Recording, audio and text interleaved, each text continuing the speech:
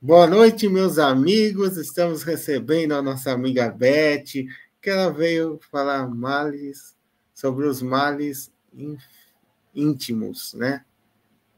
É, isso. Então, meus amigos, se inscrevam no canal do SEAC. Muito obrigado. Divulguem o canal, né? Estaremos aqui até o dia 16 de dezembro, a nossa última live, né? E o SEAC retorna com as transmissões ao vivo, dia 29 de janeiro. Embora tenha uma transmissão no meio, né? Que vai ser no dia 30,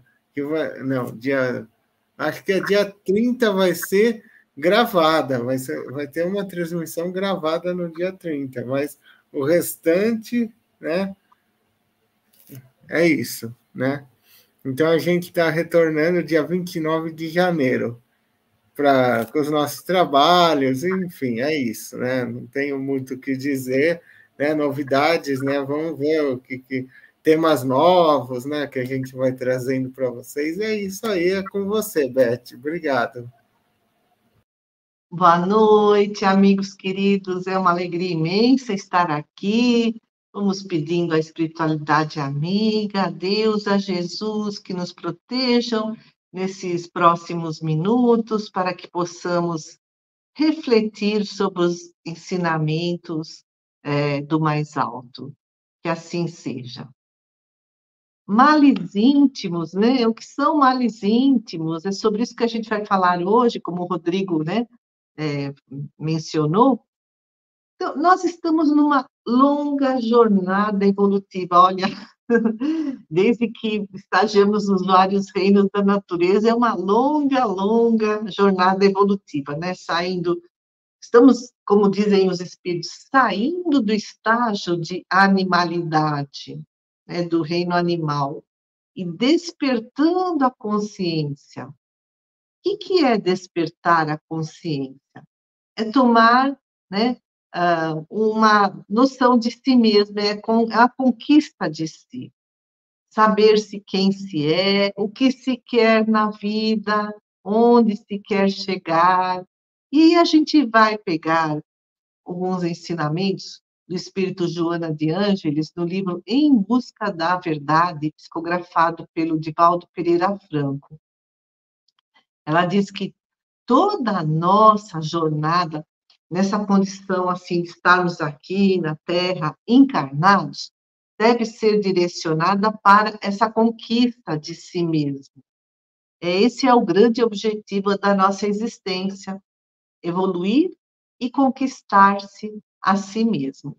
Então, nós somos herdeiros das nossas experiências passadas, tanto desta vida, né, de ontem, de anteontem, do ano passado, e também das vidas anteriores.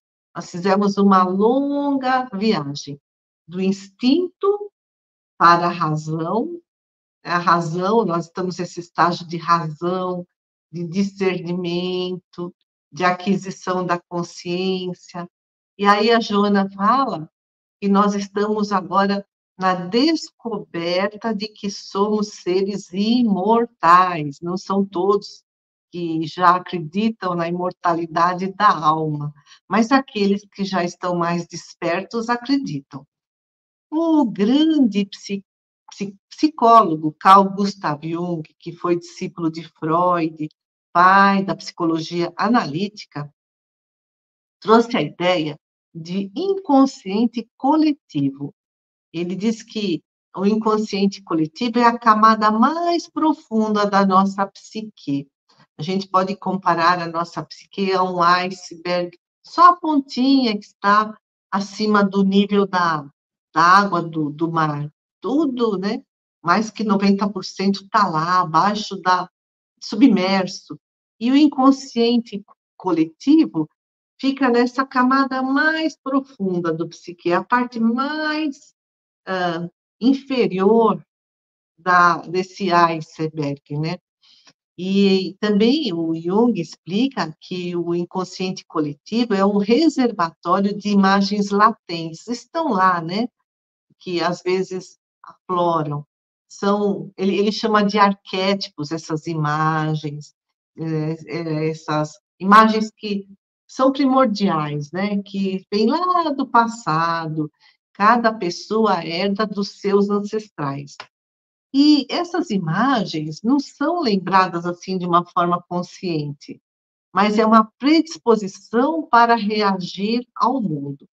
E aí a Joana de Ângeles nos explica que o inconsciente coletivo que está, né, na psique humana, na maioria das vezes, é resultado das nossas próprias vivências, das nossas vidas passadas, e que ficaram armazenadas no self. O self é a totalidade do que somos. É o si mesmo, essa conquista, né, do si, como se diz, né, na psicologia, na, na, na no espiritismo, né? É a totalidade da psique, o self é a totalidade da psique, é esse iceberg todo, e que abrange, então, o consciente, a parte que está acima das águas, metaforicamente, né, comparando com o iceberg, e o inconsciente que está abaixo da água, quer dizer, é o próprio eu. E nas vidas passadas, e também nesta, né, a gente acerta, a gente erra, e tudo isso vai ficando armazenado no nosso self. Os erros, as experiências infelizes são a sombra, ficam lá na nossa psique, né? Esse termo também foi trazido por Jung, mas é muito usado pela Joana de Ângeles, pela Hermance Dufour, por outros autores da espiritualidade. A sombra são as lembranças ou o material que ficou reprimido, sabe? A gente não quer saber dele, dói, né? A gente nega, recalca lá para o fundo. É um material desconhecido, que está lá no inconsciente. E o Jung fala que a sombra é a coisa que uma pessoa não tem desejo de ser, porque a sombra é ameaçadora, e isso leva a uma dificuldade de raciocínio, nos desarmoniza, inclusive. Então, nós começamos o nosso estágio, né, nosso desenvolvimento no estágio de simples ignorância, né, sem conhecimento, sem habilidade, ignorante é nesse sentido, né? Mas existem nós, como nos ensinam os espíritos, gemas, né? Gemas são pedras preciosas, sementes, gemas ou sementes de sabedoria, né? E a semente está lá no estado latente. Um dia ela vai se transformar numa planta completa, mas por enquanto está lá no estado adormecido, latente. E aí nós temos essas gemas, essas sementes de sabedoria em estado latente na nossa psique. São potências que um dia desabrocham, né, e assim fortalecendo a nossa capacidade de raciocínio, de pensar de forma lógica. Mas também, além disso, né, a gente carrega muita coisa do passado que acabamos, assim, atrapalhando a nossa existência, sabe? São, vamos dizer assim, atavismos. O que que é o atavismo? O que que é o atavismo? É alguma coisa que a gente traz do passado, né? Mas que já não é mais tão útil, já não é mais tão necessário. Então, nós trazemos essas gemas de sabedoria, essas sementes de sabedoria, mas também carregamos esses atavismos primitivos, né? O atavismo é uma palavra que vem do latim atavus, significa ancestral, antepassado, e tudo isso acaba nos levando a atrasos evolutivos, emperra a nossa evolução.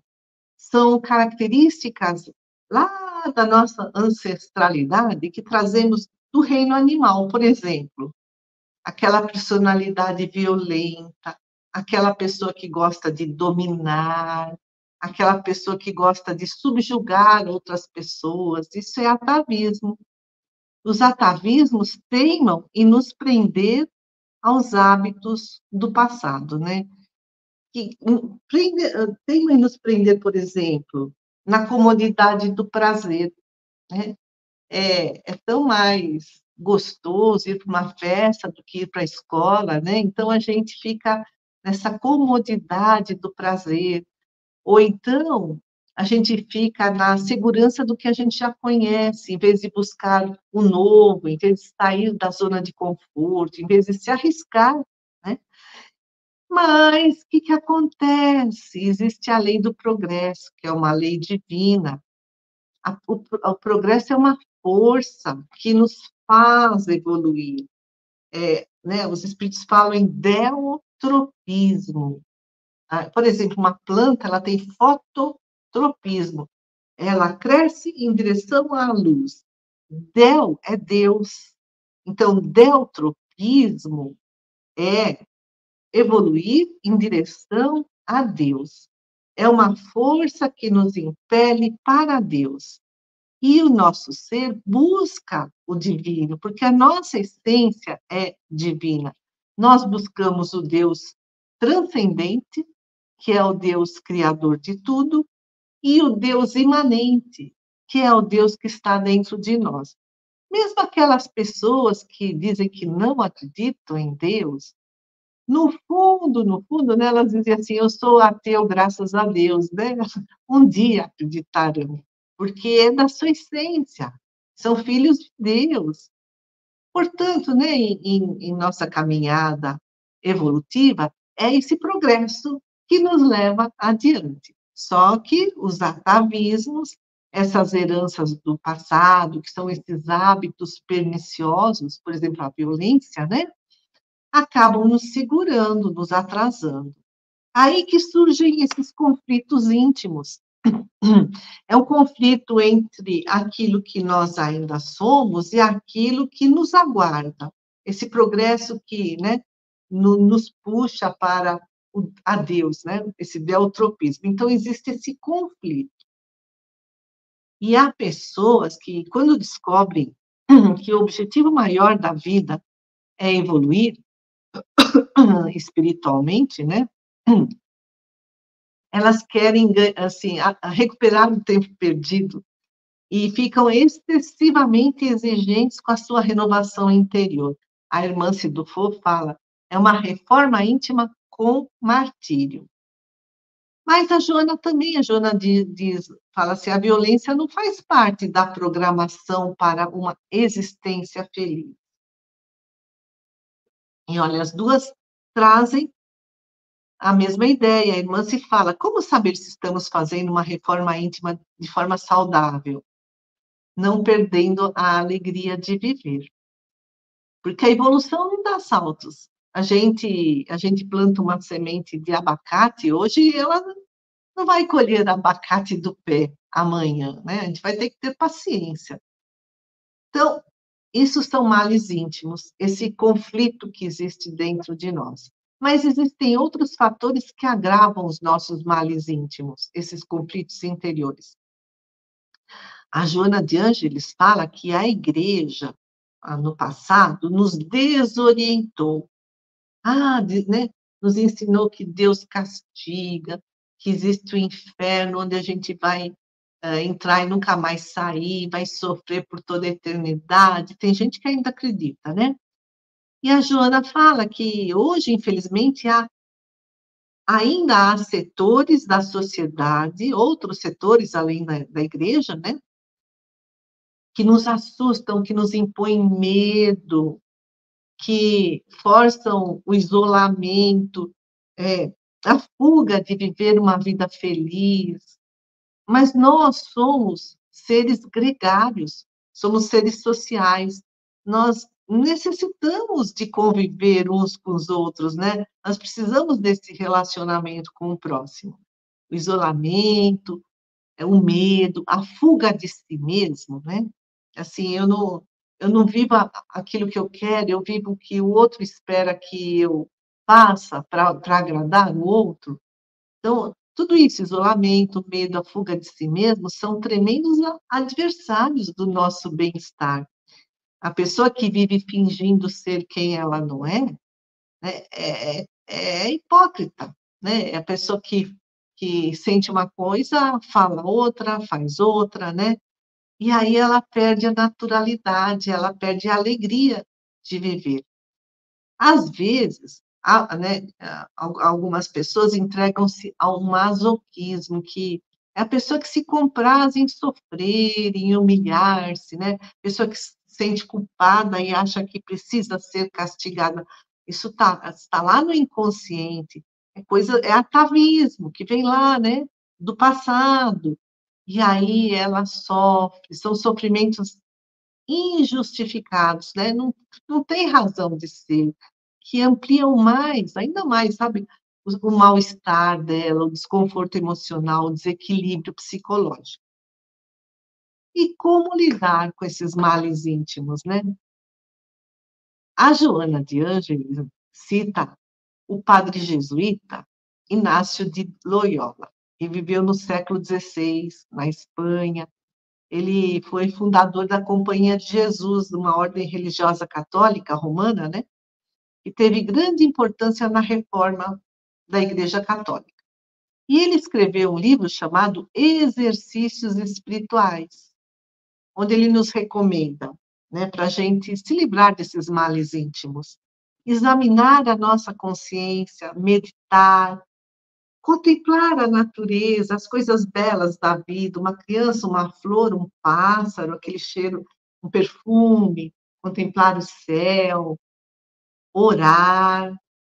Ele também diz: preparar e dispor a alma para tirar de si as afeições desordenadas, então a inveja, o rancor, o ciúme, a mágoa, o egoísmo, o orgulho, né? Então, preparar e dispor a alma para tirar isso de nós e achar a vontade de Deus na nossa vida. A vontade de Deus são as leis de Deus, são os ensinamentos que Jesus nos trouxe, mas que estão também na nossa consciência.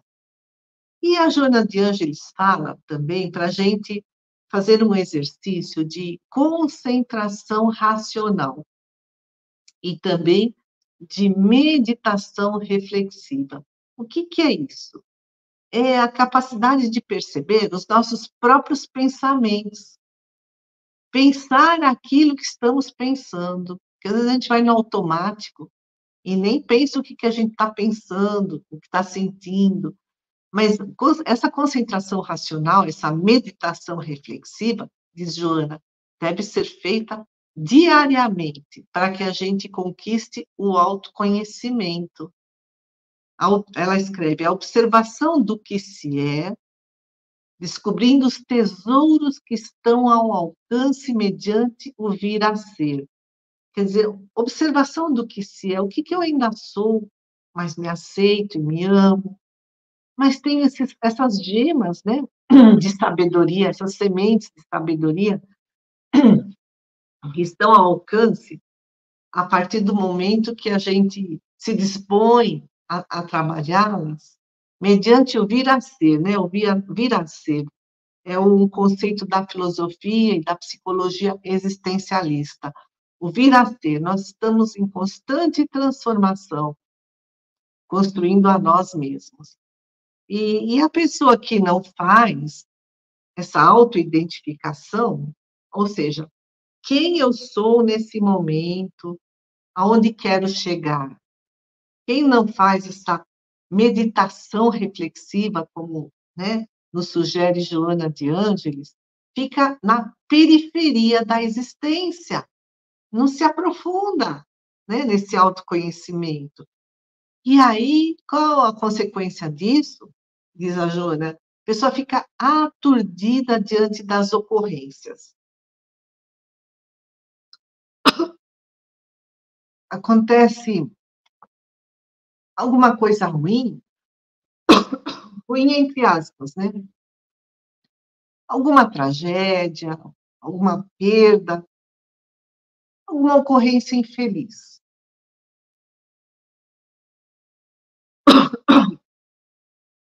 a pessoa fica perturbada, porque ela não vê significado nesse sofrimento, porque ela está vivendo na periferia da sua existência.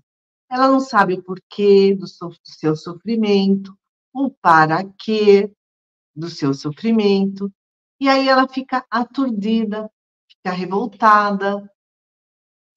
Saber o porquê e o para quê, né, dessas ocorrências infelizes da vida, nos trazem aprendizado e nos ajudam a amadurecer o nosso espírito. E quando a pessoa se compreende, fica mais fácil aceitar, enfrentar os desafios, os problemas. E por quê? Porque ela se libertou daqueles complexos de inferioridade. Ah, eu não sou capaz. Ou então, da necessidade de culpa, de autopunição, né? Por exemplo, os masoquistas, né? A Joana escreve: quem se conhece é possuidor de sabedoria, está a um passo da autoiluminação. Né? Por quê? Porque a pessoa começa a fazer a sua reforma íntima, mas sem martírio. E isso a torna, diz Joana, profundamente feliz. Quem se ignora caminha de forma insegura, é uma pessoa emocionalmente enferma. Ela busca as soluções fora de si, né? Que os outros resolvam as coisas para ela. Ou então ela transfere a culpa para os outros.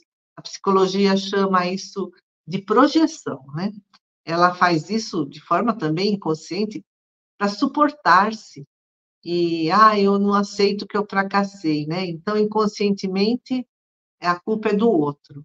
Isso tem, assim, é um mecanismo de defesa para não tombar em desajustes psicológicos mais graves, mas se ela permanecer sempre se justificando, né, colocando a culpa nos outros, não vai aprender nunca diante dos fracassos e dos erros que comete. As pessoas com culpas imensas, elas podem até entrar em depressão e se suicidar. Por isso que essa projeção acaba sendo, assim, uma defesa para a pessoa. O problema é se a pessoa ficar a vida inteira, né, nesse movimento. Joana escreve: o objetivo essencial da existência humana é o de autoconhecer-se, penetrar nos abismos do inconsciente atual e descobrir os objetivos da vida. Porque esse inconsciente de vidas passadas está muito lá no fundo, né, do iceberg. Então, por enquanto, a gente penetra naquele inconsciente que está logo abaixo da superfície da água, né?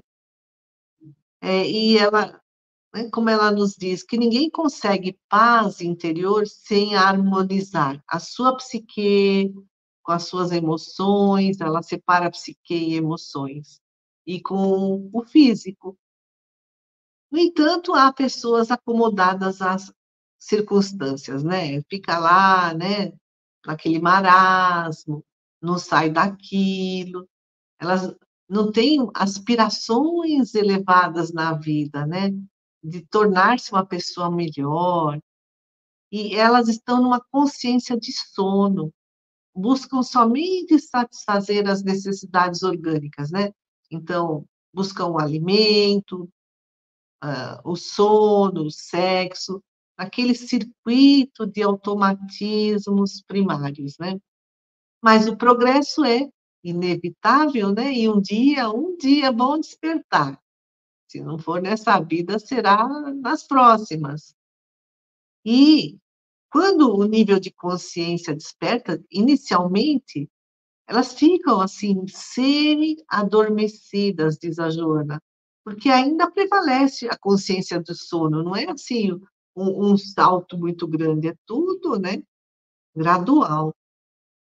E quando a pessoa desperta, né, e fica, né, mesmo que ainda nesse estágio assim de semi-sono, né, semi-adormecida, Aí começam a surgir, olha que interessante, ela nos ensina, novos anseios. Assim, surge um desconforto interior. Ela fala um autodesconforto, uma insatisfação diante da vida, um desejo de novas conquistas.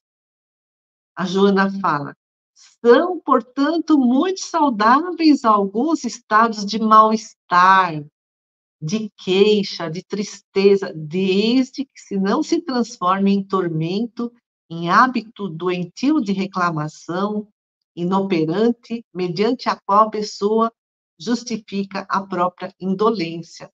Então, olha, são males íntimos que ela diz aqui, né? A pessoa começa a se queixar, a se sentir triste.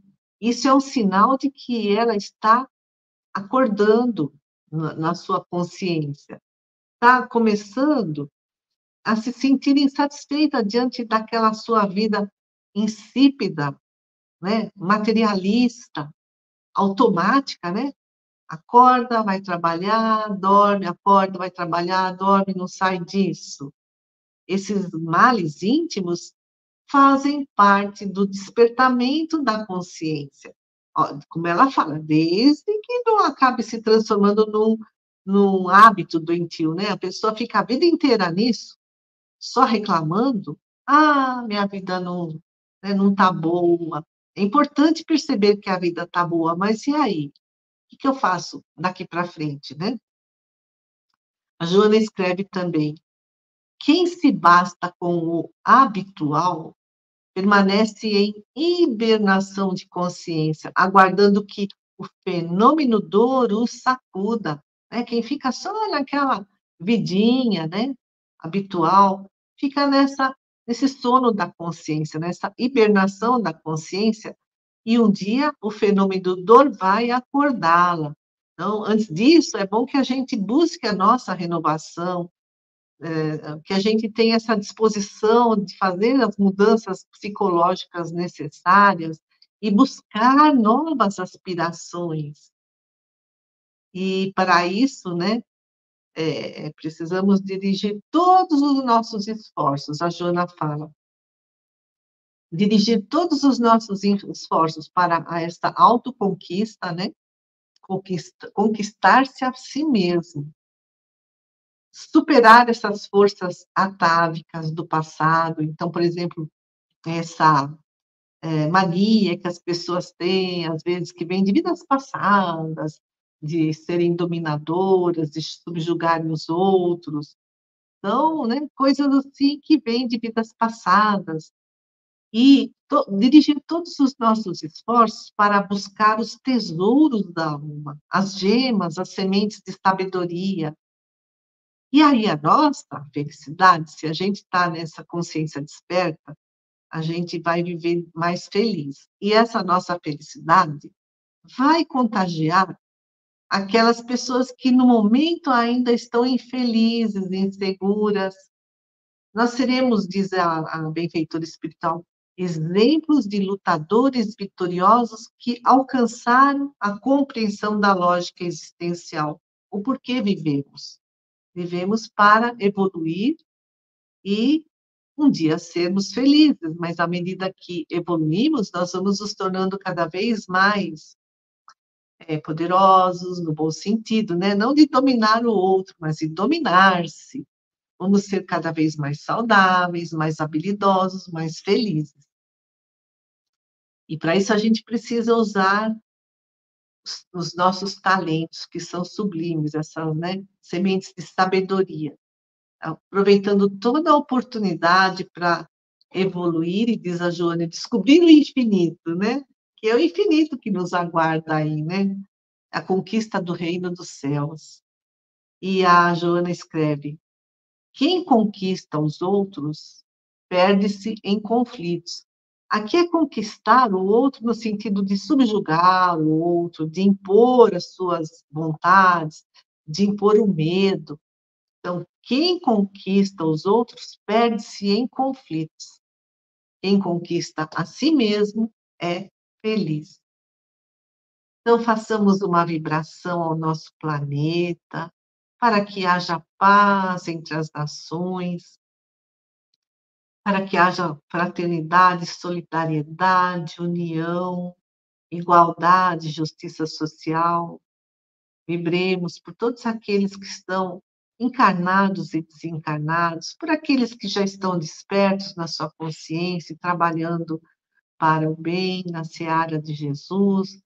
Vibremos também por aqueles que ainda estão com a sua consciência adormecida, vivendo uma vida superficial, na materialidade apenas. Vibremos por todos aqueles que passam por dificuldades, aqueles cujo fenômeno dor os estão sacudindo para que possam despertar. Vibremos por todos aqueles que estão voltando ao plano espiritual, aos nossos entes queridos aqui da Terra, encarnados, aos nossos entes queridos que estão na verdadeira pátria, que é a pátria espiritual. Vibremos pelos nossos mentores, pelo mentor do SEAC, por todos os trabalhadores do SEAC, todos aqueles que levam as mensagens do Cristo adiante. Vibremos por nós e pelos nossos familiares. E agradecendo a Deus e a Jesus por essa oportunidade maravilhosa de aprender com esses grandes benfeitores espirituais, através da mediunidade de tantos trabalhadores do bem. Nós agradecemos, Senhor, pelos amigos que temos, pela nossa vida, pela nossa saúde, pelo nosso alimento, pelo ar que respiramos. Agradecemos a oportunidade de estarmos aqui nesse convívio, nessa união, nesses propósitos, né, que são comuns a todos nós, que é a nossa própria evolução e tornar também, de certa forma, dentro das nossas possibilidades, o planeta um mundo melhor para se viver.